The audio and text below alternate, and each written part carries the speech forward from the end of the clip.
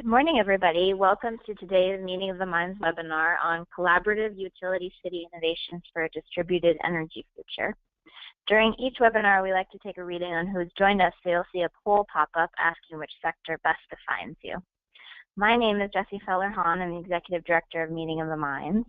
We're a year-round global thought leadership platform with programming throughout the year. Our mission is to connect global urban sustainability, innovation, and technology leaders across sectors to share best practices, tools, and solutions through our blog, cityminded.org, our monthly webinar series, pop-up events and workshops, and of course our annual summit, which convenes this year in the San Francisco Bay Area from October 25 to 27.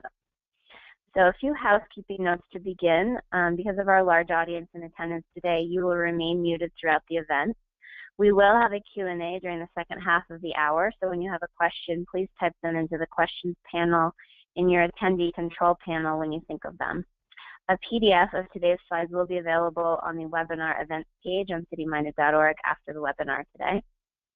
Lastly, we would appreciate your input regarding today's webinar, so a short survey will pop up when you close your browser at the end of the event. We have three presenters who will be presenting in the following order. Jennifer James is the Director of Smart City Solutions for Black Veatch's Smart Integrated Infrastructure business. She works with internal domain experts, clients, and industry partners to develop smart infrastructure and analytics solutions that enable city systems to be planned and managed more holistically and sustainably. Next, we'll have Deborah Acosta, who is the City of San Leandro's first Chief Innovation Officer.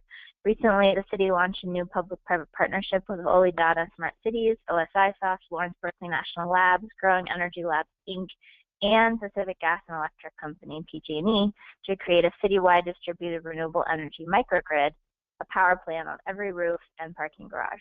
So we'll hear more about that as well. And lastly, today we'll have Rich Barone, who's the manager of the new demand response department at Hawaiian Electric. He provides leadership and direction in demand response strategy, business cases, technologies, and program portfolio development.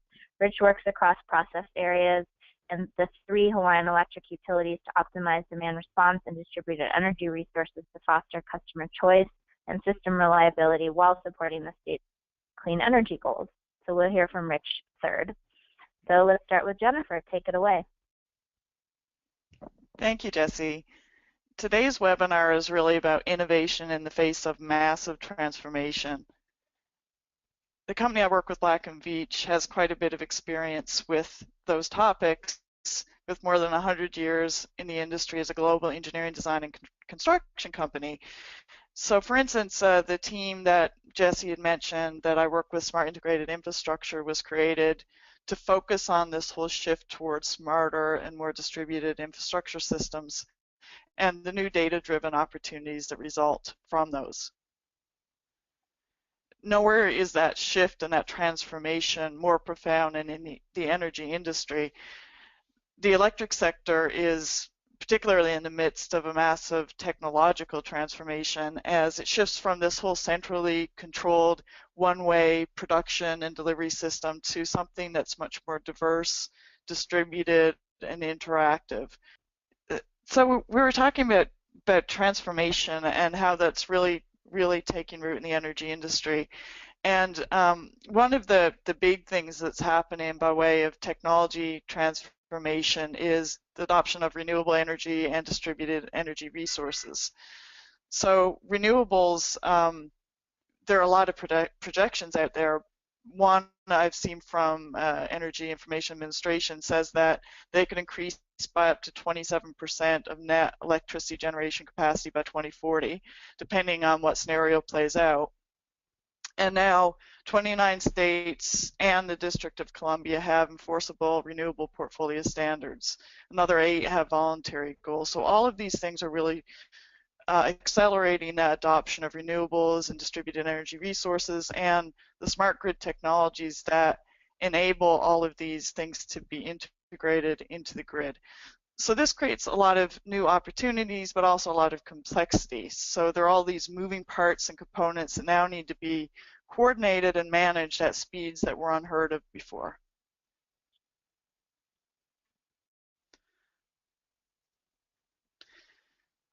So amongst this cities are actually playing a much larger role. We talked about state renewable portfolio standards, but cities are really stepping up as well.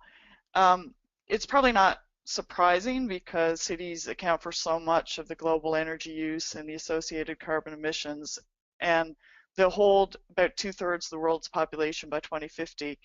But moreover, they're really at that forefront of resilience concerns and the innovations that are going to help us all overcome those concerns. So cities and mayors are really kind of stepping up, and they're making these commitments to renewable energy, energy efficiency, and greenhouse gas reductions. For those who were following the Paris climate talks last year in December, cities played a major role. There are a lot of mayors present. They had a really strong voice. We're also seeing now that with the Compact of Mayors, there are almost 500 cities signed up now all over the world to measure and standardize the reporting around emissions and climate risk. But beyond all that, cities really represent the voice of the community, and there's so many more voices to be heard now in this whole energy conversation. So it is really important that they get more involved, and they understand the way all these different pieces within the city system connect beyond what typically falls within a utilities planning mandate. But whether you're a city or looking at from a utility perspective, one thing that's certainly sure, and that is that the voice of the consumer is getting a lot louder. Energy is finally becoming interesting to people, which that part I'm excited about. But they're demanding green options, they're demanding services on their terms, they're demanding new types of technologies. And ultimately, it's their action or lack of action that's going to impact what technologies get adopted, what programs get adopted, and how quickly all of this evolves. So before I hand off to Deborah and Rich, they'll really share details about how these things are unfolding within a progressive city and within a progressive utility. But first, a few takeaways. One thing is that disruption is the new normal. I'm sure you're all realizing that and feeling that. But all of this change is creating huge amounts of opportunity, but also high amounts of complexity for those that are responsible for managing that big picture and how all these moving pieces fit together. So it really comes down to cities and utilities and communities to innovate and to adapt in order to meet the needs of these constituents. Now, when I talk about innovation, it's more than just technology innovation. I'm also talking about innovation in the way business is managed, but moreover in the way people, utilities, cities, and citizens are really engaging and coordinating efforts so that ultimately they'll be working together and not at cross purposes. So with that, I'm going to hand off to Deborah Acosta, Chief Innovation Officer with the City of San Leandro in California. So good morning, everyone. This is Deborah Acosta, Chief Innovation Officer with the City of San Leandro, California, part of the Silicon Valley ecosystem on the east side of the Bay. This slide here really represents something very interesting. This is a slide that was actually created by the developer of a tech campus that's currently under construction, San Leandro's real introduction into Class A office space. And it's phenomenal to me that the leading slide on this is a piece of art that I'm going to talk about later. San Leandro is a city of about 87,000 people with about 7,000 businesses, historically industrial, and we are a city that is undergoing transformation. So San Leandro then, we're a city of about, that started off as an agricultural city, progressing to industry once the railroads came through and were able to cart off the wonderful products that were being created in the factories.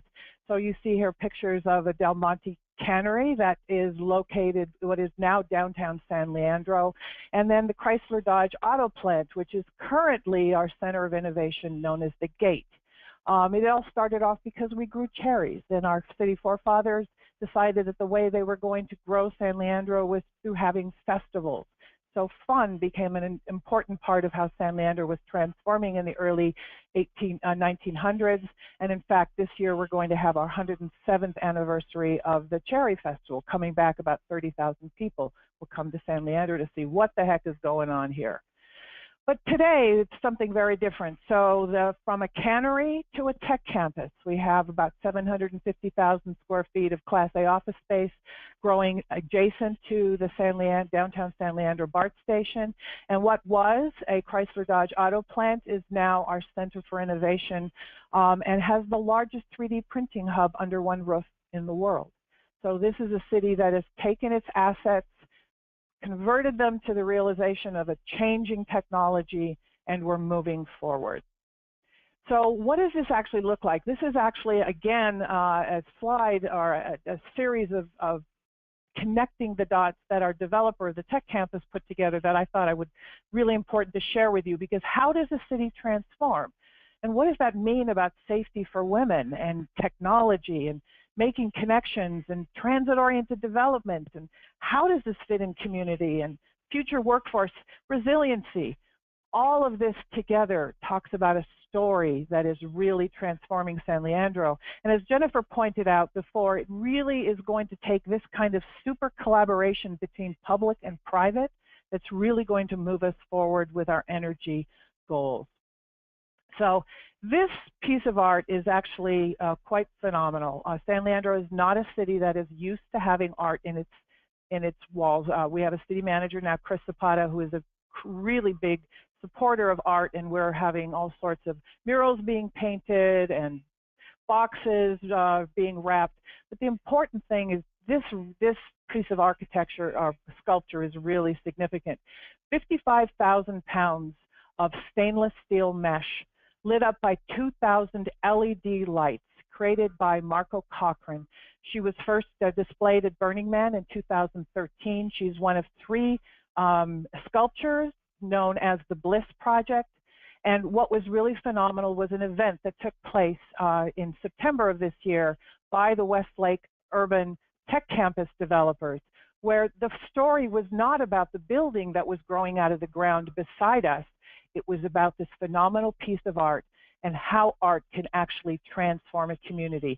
And it certainly, I have to tell you, has generated a lot of controversy in San Leandro, with the demarcation line being about anyone under the age of 50 is like, yeah, finally, San Leandro's changing. Over the age of 50, not so sure that this is really the way we want to go.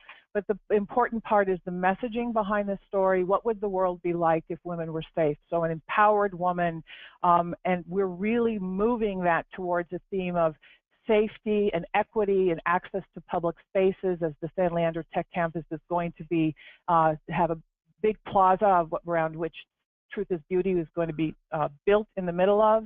And then women in tech, because it's no secret that there is not equitable access to opportunities in technology or venture capital. So that's something we really want to focus on here in San Leandro. So this is what happens when the manufacturing stops. In the 1980s, San Leandro, a lot of the manufacturing went overseas. Don't need to dwell on that too much. It's a US problem. But this is the backside of a Kellogg's plant that used to create Pop-Tarts and Rice Krispies. So in 2013, it was empty. It had been empty for about 10 or 20 years. Like, we just couldn't get anyone to go into it. So we actually engaged with a couple of with some economic developers who gave us a study, Next Generation Workplace District Study, to tell us how do we actually activate our 2,000 acres of manufacturing space, which we don't want to convert to residential in spite of that push. Three main recommendations. Engage the existing San Leandro businesses. Humanize the industrial area, walkable restaurants, live, work, make fun, and create a branding strategy. And in San Leandro, we make things. So how does this all happen, though? Again, where does it start? It really starts with city leaders laying the groundwork. So this Office of Innovation in San Leandro really focuses on three ideas. First of all, the economic disaster of the 2008-2010, when 1/3 of San Leandro's workforce was laid off, really is now focusing our city leaders and saying we've got to develop new sources of revenues for the city so that we can continue to serve our residents and businesses. Economic resiliency, again, making sure that we have a balance of our economy. And they really were very adamant. We want to create a center for innovation. So I guess that's why they created a position for Chief Innovation Officer. And then building strong connections between cities and schools. Our children are our future. Whether it's our workforce, whether it's creating entrepreneurs for the future, it's really important to engage them early and now. So back in 2012, a unique public-private partnership was created that now actually includes, at first it was Dr. Patrick Kennedy, CEO of our largest tech company, OSIsoft, and within a year included the Department of Commerce, the EDA, are providing the city a $2.12 million matching grant to build out a fiber optic network. So at 10 gigabits per second, it's the fastest commercially available internet access anywhere in the US. Over 3 million building square feet and over 200 businesses have been connected to the internet through Lit San Leandro.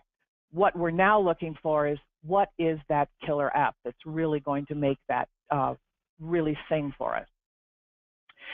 And we also are connecting our students. So connecting making sure that our students are really actively connected and using this internet is really, really important. In San Leandro, we do have a digital divide that we need to address. 68% of all students in 2014 and 15 received free and reduced price meals, English learners, and foster youth.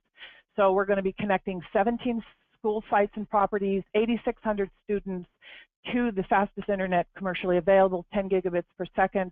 Project will be completed this summer, and the project actually prepares the school sites for up to 40 gigabits per second.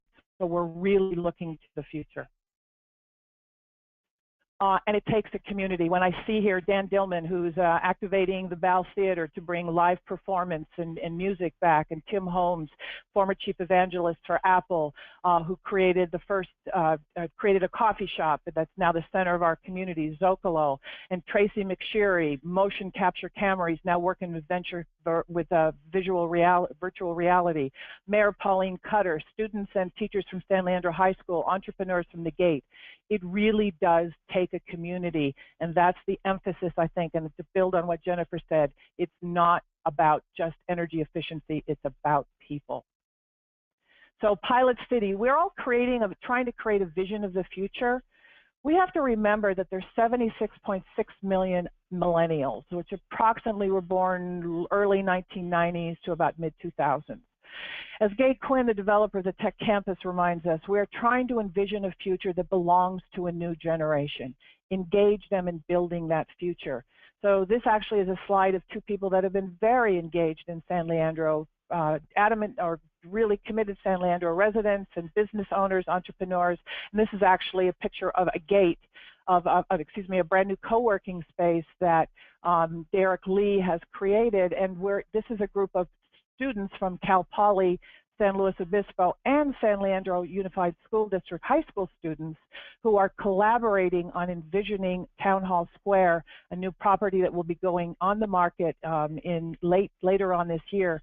What should this property look like? How should we develop it? Again, engaging the millennials, envisioning the future that we're creating. And in San Leandro, we make things. So early in January 2014, we were able to bring over from Tech Shop in San Francisco, Type A Machines, CEO Espen Syvertsen, who's really created this amazing Bay Area Advanced Manufacturing Group. It's the largest group of 3D printing companies under one roof in the world.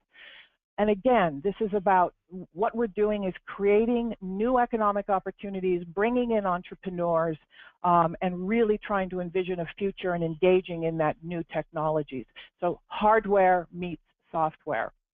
And last year we had this wonderful event called, a conference for startups, Hardware Con, where we were able to have Tim Riley of O'Reilly Media come in and talk to us about the new generation, or provide a keynote address. And he really was very adamant that if you think the internet was something, just wait till you see the next step, the coming together of hardware and software, big data, and the Internet of Things. So what happens when you actually have an Internet of Things? How actually do you engage with it? How do you control it? What do you do with it? That's part of the story that we're building here in San Leandro.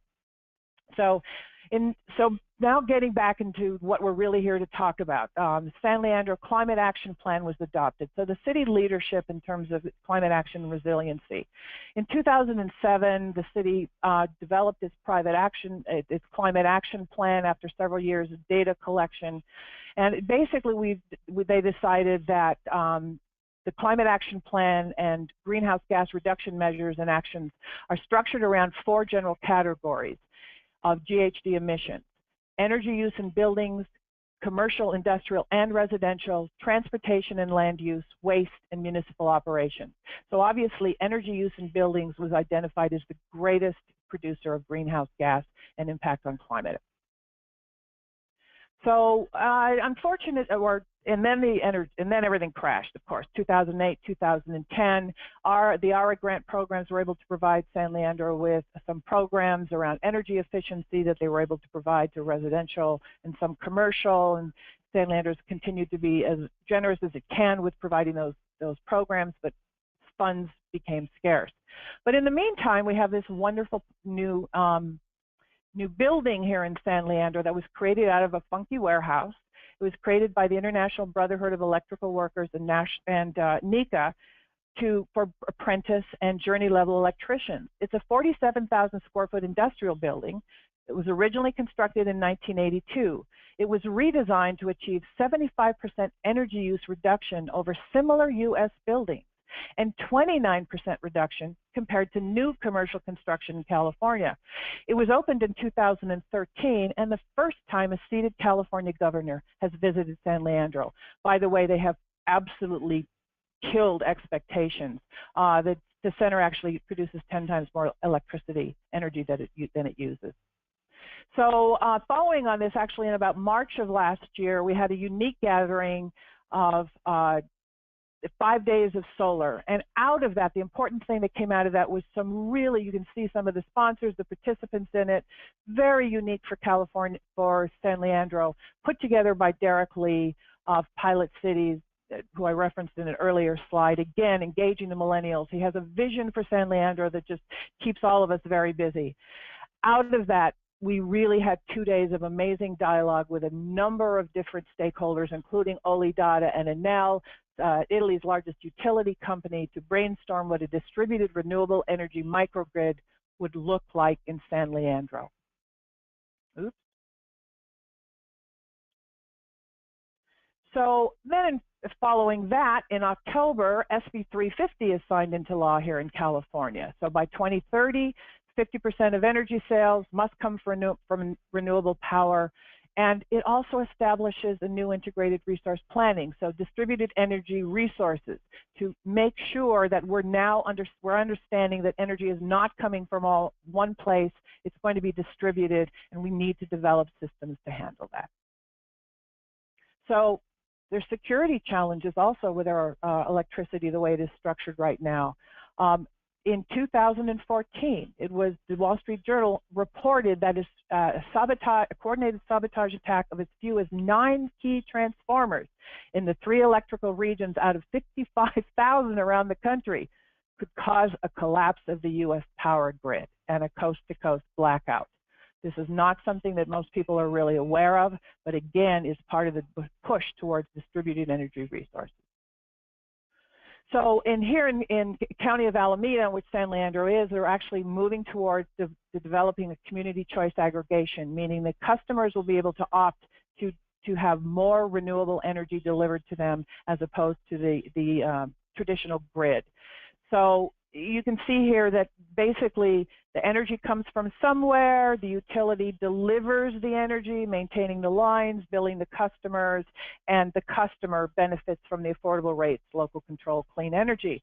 But it's causing utilities a lot of heartburn. They've really built out their transmission systems. How do they make money and recover costs from this? So entering into this is complicating it is, and the utilities are all aware, and I'm sure Rich will speak to it, the drive for distributed energy resources. So with all of the different things that need to be connected to the new ways of energy. How do we do this? And it's interesting to note that PG&E is actually well on its way, our utility provider here. In 2015, the power mix was 30% renewable, 23% nuclear, and 25% natural gas, and they're expecting that by next year we'll be at 60% renewables, 40% renewables, 40% renewables. So what are San Leandro's goals? What are we trying to do here? So we really want to accelerate the city's climate action plans for all the good reasons that so many cities have developed their climate action plans, and we really need to move forward with that because we're kind of behind. We really want to provide energy resiliency and security, and our industrial businesses are extremely concerned about this. It's bad enough if you have a software company and you've got computers, but if you've got machines running, you have to shut that down.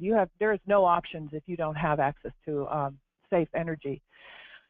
Jobs, jobs, jobs. Let's bring the jobs locally. Utilize Lit San Leandro. So again, we may have found the killer application, because when you have a distributed energy resource network, you mean smart decisions are being made, data is being compiled, and data and decisions are being made automatically through this smart network. Cannot be handled over copper.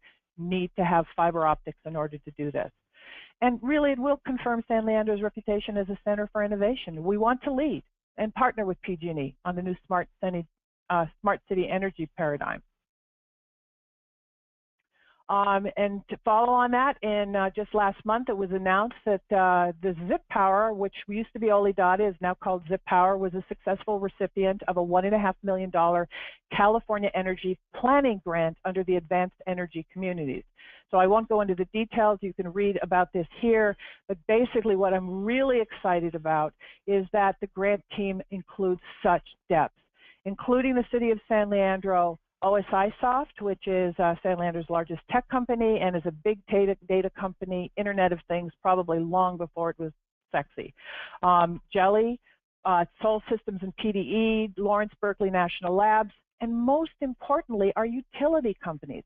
PG&E is very excited about working with us to find a new way for them to develop a business model that keeps them in the game, that uses the transmission lines, that utilizes their customer service capacity, and also California ISO that has a dream of Internet of Things and connecting your coffee pot and refrigerator to the Internet. Our first prototype will be here at the Tech Campus, so this will be the site of the first microgrid. It's right next to our San Leandro BART station, so there's all sorts of efficiencies that are being built into this, including this amazing glass. All the panels of this glass have their own IP address so that the windows can be adjusted according to sunlight automatically through your smartphone. And what does it look like in terms of Zip Power? Where are we going to focus this distributed energy resource network first?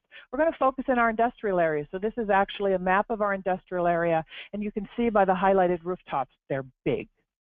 So the projected benefits over 20 years, $520 million spent on local energy versus remote, $200 million added local and regional wages, construction, all sorts of things happening here locally, 3,400 added local and regional jobs, greenhouse gas reductions, 30 million gallons of annual water savings because of not using hydro. So we believe that within 3 to 5 years, 25% of the commercial industrial roof area across medium-sized cities can actually replace 25% of our San Leandro's electrical needs.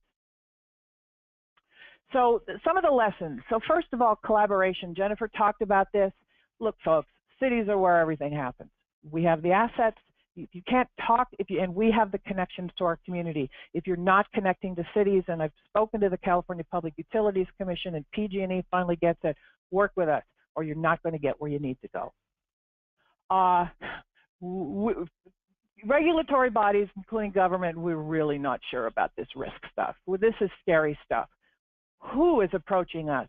What does it mean? Are we going to be risking citizens' assets? Really make it simple for us to say yes.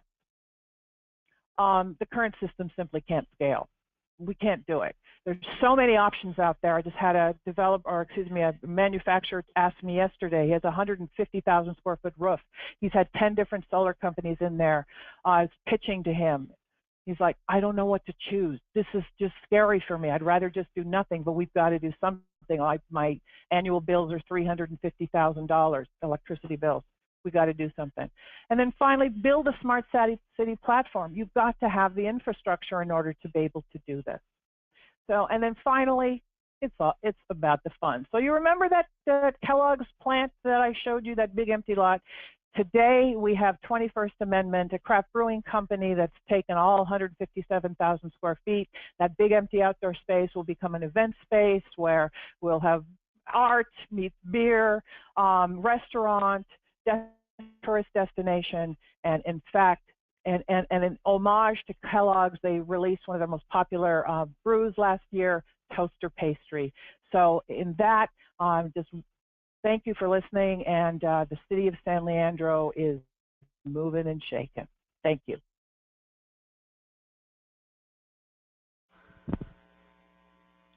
All right, we'll move to Rich now. Thanks so much, Deb. And Rich, you're on. Thank you very much.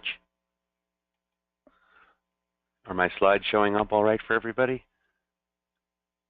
Yep, they look great. Excellent. I'm going to try to get this out of the way here. There we go. So thank you. I'll do my best to be brief and concise. And what I really want to do is offer you a slice of a story here. As you can imagine, we're dealing with complex issues here in Hawaii, especially as it pertains to customer involvement and a distributed energy resource mix. What I'm responsible for is a portion of that, but it's certainly not an independent or isolated portion. So let me first kind of lay the groundwork here. We are a relatively small collection of systems here in Hawaii. 3 independent, well, no longer independent, but 3 utility companies that collectively are Hawaiian Electric across 5 islands. As you can see from some of the numbers, relatively small customer base. If you note in that table there in the bottom, got pretty ambitious renewable targets. By 2045, we're expected to be, and bound by law, to be 100% renewable. So we've got a long road ahead of us, and we kind of have a running start. You might say that the headline to this story is that we're going to be utilizing the groundwork we've already seen in terms of customer participation to help us collectively get to that goal. And it's sort of a bit of an ironic twist, because some of the customer participation as it pertains to DG PV penetration have created some challenges for our grid, and yet we expect to use that same mentality and that same trajectory to help not only remedy those, but springboard us into the future. Just as a context, here in Oahu, we've got 12% of our utility customers with rooftop solar. It kind of trumps the national average. Pretty substantial, pretty meaningful contribution to our system peak load. We had a net energy metering tariff that very strongly encouraged this development, with retail rates being so high here and full reimbursement at retail rates for export. We got ourselves into a challenging situation, and this chart really indicates what you've got at play here in the middle of the day. You can look at the comparison between the homes that have PV and the homes that don't, what the load curve looks like for the course of the day. What's interesting about that orange area at the bottom is that it's important to note that this load is normally invisible, and you see a net load impact here. But don't forget, it's not sunny every day in Hawaii, despite what you might think. And so sometimes that load pops up. So you've got really difficult issues around how you plan for and manage that. So that's sort of at the crux of some of our issues. Not to mention the fact that there are some other fundamental challenges. So that load minimum in the middle of the day is a problem for a couple of reasons. It does create load drops. That causes a lot of our generation fleet to run at kind of low throttle, if you will, which creates pretty high inefficiencies and high risk of those units going offline. Conversely, when those loads are not there, you have to figure out a way to support them. So you got to ramp everything up. All of this results in just high unpredictability and a lot of economic inefficiencies. You've also got a ton of frequency issues. Frequency is sort of the pulse of your grid, and when you've got a lot of variable resources, just generally speaking, there's some volatility on frequency. We also have the benefit of being on an island. So what does that mean? It means that we don't have a lot of system inertia. We don't have a lot of the glue that keeps the frequency in check to begin with. And then you've got a lot of renewables, which tends to create greater oscillation. And there are some technical challenges also associated with some of our legacy PV. Particularly, they can trip off at certain frequency settings, and that tends to have a potential cascading effect on your system. So I'm not trying to get into the nitty-gritty here, but what I wanted to depict is that we have very high penetration distributed solar, and it comes, so on the one hand, yeah, it's getting us down the road to our RPS goals, but on the other hand, it creates some challenges that we need to address, and they're going to be exacerbated over time.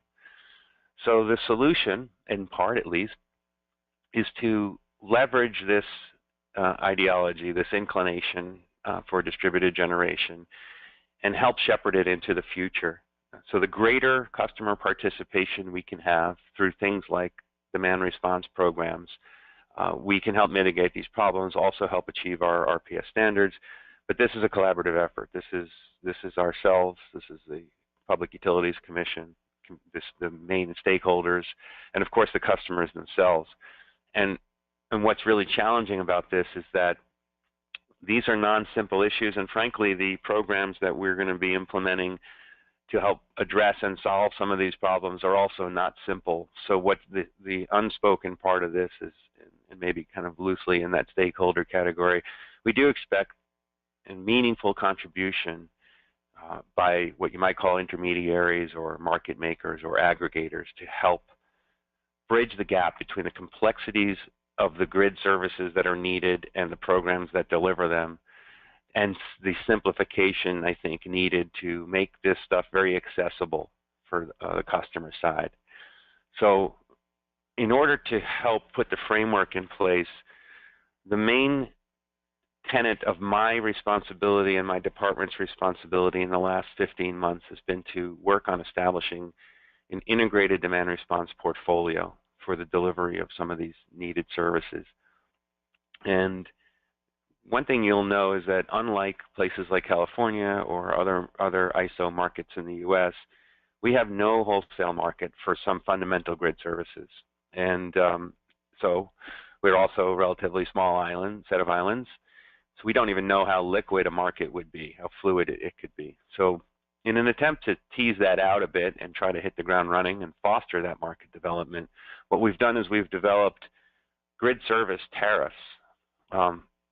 There are fundamental issues that we need to address, ranging from simple capacity all the way down to some of the faster things that happen on the grid, namely frequency response. I won't bore you with the gory details of what these services are and what they mean, and frankly, you know, it's not terribly interesting except to know this. There's the ability of a collection of customer-sited assets that could be PV, could be an EV, could be a battery, could be an electric hot water heater or an air conditioner, you know, a slew of things. Obviously, you're getting into diminishing returns on efficacy on some of the smaller stuff, but the point is all of this stuff can deliver any number of these services. So we also thought, well, this is a great opportunity to create a proxy for a market, so let's not relegate it to demand response programs. Maybe we can come up with a way of valuing these services over time, quantifying them, and then letting a variety of intermediaries deliver them. And so the anatomy of what those tariffs look like is you've got your rules itself, which define the grid service, all those gory details. It also quantifies it, and it's an exercise through which we've gone to decompose the value of the services, which is a long process. We've had some expertise working with us to help deliver those values, but the reality is where it lands us is an ability to start to assess the value of the services and then the cost effectiveness of different programs to deliver them. So our programs technically within DR really show up as riders or rates underneath a grid service tariff that allow for the delivery of that service. And that's the direction that we're heading. For filing this portfolio, it's a great way to kind of be indicative to the marketplace that this is where we're going. But if you look at the bottom of this picture, you'll see aggregator contracts. We do expect that a good percentage of our grid service goals are going to be met by these intermediaries that come in and will work on the customer side to pool together collections of assets to deliver these services, and then contract with the utility to deliver said services. And the contracts can span, all 4 of those tariffs if they're so inclined. They'll be responsible for the heavy lifting on all of the coordination, all of the education, all of the kind of the economics of how customers get made whole, and then we will contract directly with them for the delivery of those services. It won't be for our entire portfolio, but we do think that it's a great way for us to start to build the foundation of that marketplace, having to do all of the nuts and bolts work ourselves as a utility, which we deem to be, I think, a little bit on the ineffective side from a cost perspective. So where this hopefully will get us is in a few years' time, we will have enough information to understand the liquidity in the marketplace, the real cost of these services, and frankly, the real value of these services as they become more and more evident with more and more distributed resources. The service needs will continue to evolve, and we'll be able to understand how we've offset some expected utilization of resources with these new resources to get a true feedback loop, or true up, if you will, on how we've done by delivering these services through the participation of distributed energy resource, and rather than utility side large asset pools. This table just depicts on the left side the grid service categories, and then the right side just to give you context, we filed an interim portfolio in December. It was interim because the commission had asked the company to come forward with a new preferred plan or a preferred resource mix over the next 30 years to get us to 100% renewable. So when we had done our initial work valuing and quantifying the services and then creating the programs to deliver them, it was based on a previous resource mix. So we're redoing this right now, but currently you'll see on the right a list of programs that we will be offering, and those will be the basis, frankly, for how we engage these intermediaries. And I don't mean to discount the customers. We also do expect to have direct engagement with bringing customers into programs. Like I said, this is a complex web, and this DR is one slice. We also have DER programs, which afford customers the ability to have solar and solar plus batteries to be grid supply or self-supply, separate docket, but we are layering these program options on top of those customer options. So we're looking to do value stacking for customers that want to put these assets in the ground. We can bring them more value, and they in turn bring the grid more value. So that's the solution. And then third leg of this is really the IT, OT infrastructure necessary to do it. So we have recently concluded the procurement of a distributed energy management system, which will serve as a maestro, if you will, to coordinate multiple aggregator head-end systems. So, for example, the solar cities of the world may manage dozens or hundreds of homes that have a whole bunch of stuff happening behind the meter, and they're presenting upstream to us the aggregate of the services that portfolio can deliver. We may have 7 of the intermediaries. Our distributed energy management system needs to coordinate all of those pieces to present our system operators with the services they have at their disposal in real time, and then of course the operator will dispatch on an as-needed basis. So the IT/OT portion is a huge part of this. I don't have all morning or all afternoon, otherwise I'd get into that as well. But I wanted to give you a sense of the pieces we're putting in place here to help not only foster but take advantage of a growing population of distributed energy resources. And with that, I'll thank you for your time, and I look forward to any questions you might have. Thank you so much, Rich. Fascinating stuff. We are going to go into our Q&A now. So attendees, if you have any questions, there's a questions panel in your control panel on the right. You can click the arrow to show that panel and type in your questions, and we'll do a Q&A with Rich, Jennifer, and Deborah now. We already have one question regarding the presentation and slides, and yes, they will be available to all of you. We'll be posting them on our website at cityminded.org. And if you go to the calendar page and find the event for today, the webinar event, we'll be posting all the slides and the recording on that page in the next 24 hours. So with that, we have about 15 minutes for Q&A. We hope you guys will type in your questions for our panelists. And I guess I have a question first for Deborah. Given, Deborah, what you saw regarding Rich's presentation, are you seeing this kind of innovation regarding demand response and customer utility, customer feedback loop happening in the City of San Leandro's relationship with PG&E, or where is that with the City of San Leandro?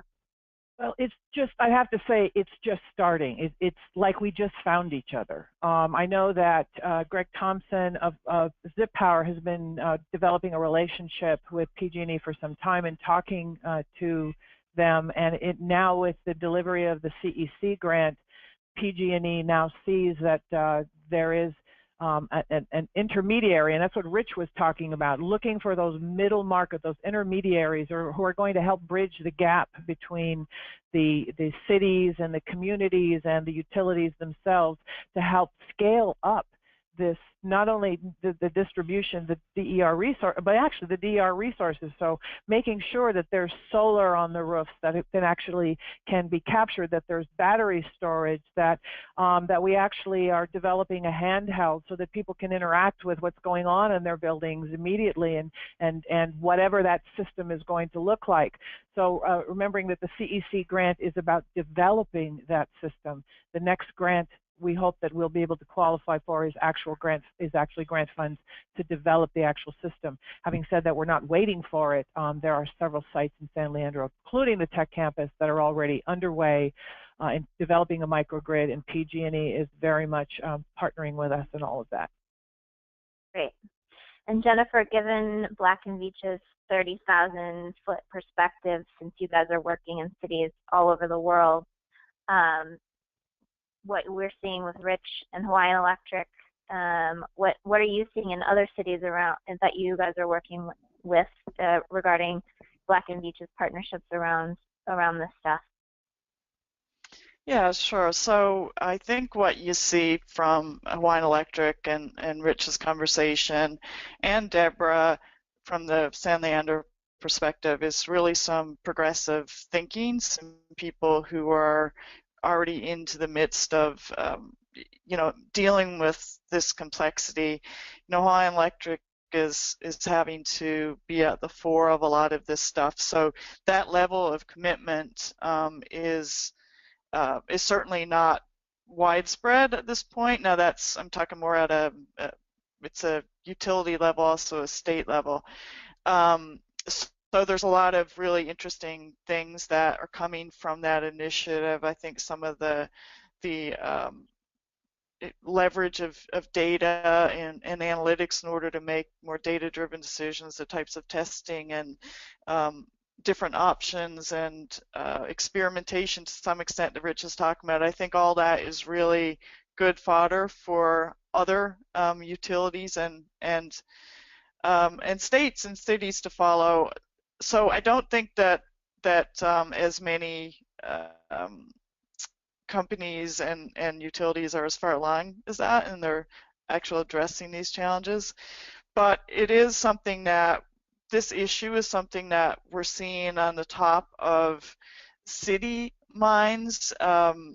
Just more and more, we're involved in a number of different smart city initiatives, and it is always energy efficiency,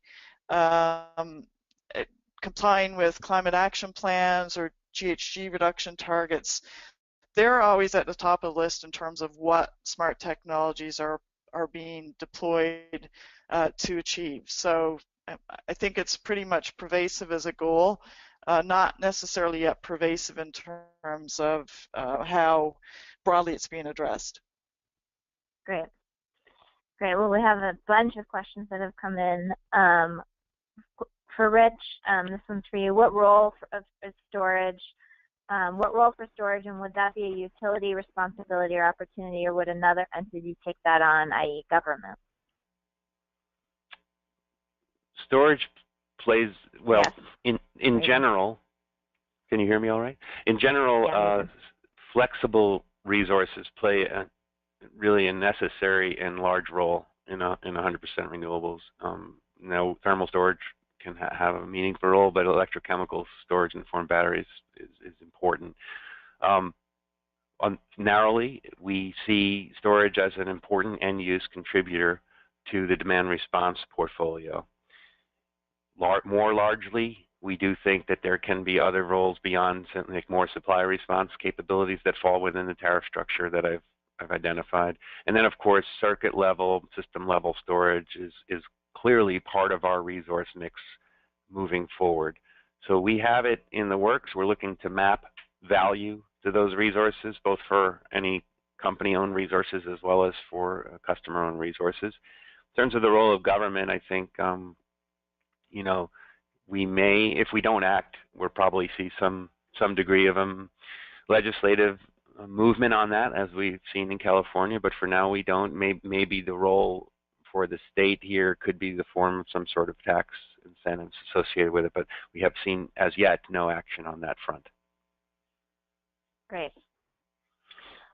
Claire McKenna has a question around is there publicly available information describing the Hawaiian Electric programs you discussed today, and particularly regarding the way that the DER management system works and the structure of the aggregated resource program. Other than your slides, Rich, is there a place for people to go to learn more about this? Probably 3 different resources that are all publicly available on the Hawaii PUC website. The first 2 were both filings that we published in late December of last year. One was the interim demand response program portfolio application. The partner to that was what we called a DRMS application filing. Those 2 certainly define the programs, this whole tariff structure, as well as the informational technology that's responsible for being that maestro. The third element was a grid services RFP that we published maybe a year ago now, last May, and that was even, obviously in advance of our portfolio, but it took the basis for those services, and we really put out feelers to the intermediary market to see who could deliver what, with what, and for how much. And so that really gives you a sense of not only what we were asking for, but also we gave 2 different contract structure options, which you'll see in there. One was, they were both aggregator models, full turnkey solution. One was as a kind of a firm provider, like a IPP, and the other one was more of a service provider. And there's some nuanced differences I won't get into unless you're curious. But that RFP that came out, that's available on our website. And maybe when I share the slides, maybe I'll grab those links, or at least for that particular one, and we'll put it in the appendix. Great, that would be fantastic. And a bunch of questions. One question from Jacob for you, Rich, is he's asking, do I understand correctly that Hawaii is planning for space in the market for, quote, intermediate utilities as aggregators? Where do you see that role going in the future? Well, I don't know if I'd call it an intermediate utility. We're just calling them intermediaries, and bear in mind that this was evolved from historical demand response where you had aggregators or curtailment service providers. We just thought that the role and the dimension of the services is a little bit more complex than simply peak shaving, right? So the term would be an intermediary, and I referenced one likely suspect, sort of a Solar City, but there are others like Solar City that want to take on this type of a role. And where do I see it going in the future? My opinion is that there's a lot of uncertainty and risk, because you're going to have a morphing of the utility business model potentially to accommodate this market evolution. And I think the way I describe it informally is there's kind of a pie. How do you make the pie as big as you can for intermediaries, customers, and utility? And then really, where do you collaborate on drawing the lines? Because the company is going to still have a responsibility fundamentally for keeping the collective lights on. So I just see this as a shared market opportunity. I think you could see evolving terms for what the utility is obligated to do. And I ultimately see it as a market-driven partnership into the future. Great. Really helpful. Thanks for that. One question from Kevin, for you, Rich. One more question. We have a lot of questions. Can you explain a little more the duck curve slide? Are you saying the PV capability provides all electricity needs during this time? All traditional reserves go to low fire standby? Of course, this is when the sun is shining, but if you could just explain the duck curve slide one more time. Yeah, so that slide was just, I'll pull it up on my side so I can reference it a little bit more explicitly. That slide basically showed a comparative of one home versus another home, so it wasn't meant to depict system level, but more show the dichotomy between a house that has solar and a house that doesn't. And the orange bit under the curve was really to reflect kind of the net negative from the house perspective. It is not accurate to say that this is reflective of system load, but more on the house-by-house level. System load, there is a dip, but it's certainly not, probably not, without me looking at, universal dispatch orders and where things are running. I don't think it's probably accurate to say that all of our reserve units are running at full low, but let's put it this way. We do know that we have units running and know that there are some units sometimes running at PMIN or production minimum levels. So you've got increased inefficiencies and risk, but I wouldn't say at this juncture, when now I'd have to reflect on some of our system load charts, but you do have a net load dip in the middle of the day where you have this hidden load, but it would be an aggregate of all of these orange things, but you have to span it across your customer base. If you remember that we had how our customer segmentation work and the portion of our electricity production from distributed PV, it's still not meaningful enough at this point to bring all of our reserves and thermal units down to those levels, but we're starting to see some instances of that happening, which creates additional risk and less cost effectiveness in running our system. So that'd be a better way to depict it. I don't mean for this to be indicative of what we're seeing on the system. Okay, thank you. Very helpful. Question quickly for Jennifer. How are you seeing, and maybe Rich, you can follow up, and then Deb, Jacob's asking, how do you manage the disconnect in commercial zones where the energy consumers are separate from building owners? Jennifer, do you want to try that first? So how do you manage the, could you? Disconnect from the consumer, the consumer is separate from the building owner. How do you manage that disconnect specifically for commercial buildings? Yeah, no, that's a really good question. So that is definitely a challenge when you have someone who owns the building, but they're not the ones that would be paying for the energy costs, energy use, or in some cases they are, but they have no control over what actually happens. I mean, we've so far been dealing more at a level, I'm not going to say where it is, but I can provide it as an example of a place that is responsible for a huge number of tenants, and they have their own administration buildings, and what they've done is started with their own administration buildings to implement some energy efficiency programs. They've used a fair number of data analytics and visuals to show, what the benefits are that they've been getting, and based on that, they've been promoting the value of energy efficiency technology investments and programs to their base of, at least they're starting to have those conversations now with their greater, the greater base of of customers that may be tenants of theirs, but they don't have direct control over those systems. I think the ideal is to be able to create a program that could coordinate the investment and value across multiple different users.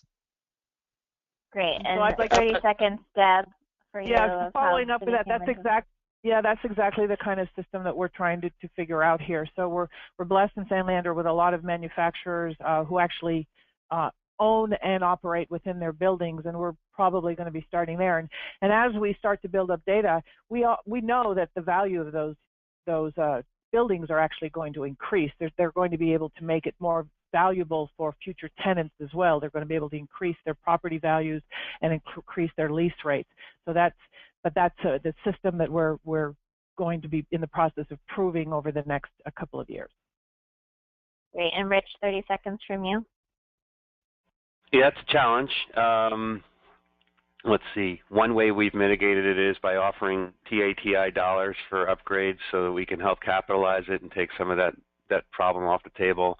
And then a lot of it's on a case-by-case basis where you work with tenants who have some degree of autonomy, and it really helps facilitate it. And it's an inherent trade-off where you get a lot more bang for your buck with sort of commercial entities contributing to these programs, but a lot of them are less cookie cutter. In fact, all of them are less cookie cutter than you might have in more of a mass market program. So, there are levers we have worked with over the years. I suspect that this will, we'll continue to leverage what we've already done to help facilitate this into the future. Thanks so much. Okay, thank you, the three of you, so much for today. We have to end because everyone's off to other calls and meetings, but a reminder that a short survey will pop up once everyone closes their browser, and we really appreciate your feedback. We hope to see you at next month's webinar, which is on our calendar page at cityminded.org, and also at our annual summit, which is in San Francisco Bay Area, October 25, 26, 27. All information about all of our events and resources is available at cityminded.org. And Deb, Jennifer, and Rich, thank you so much for all your time and thought leadership today. You're welcome. Thank you. Thank you.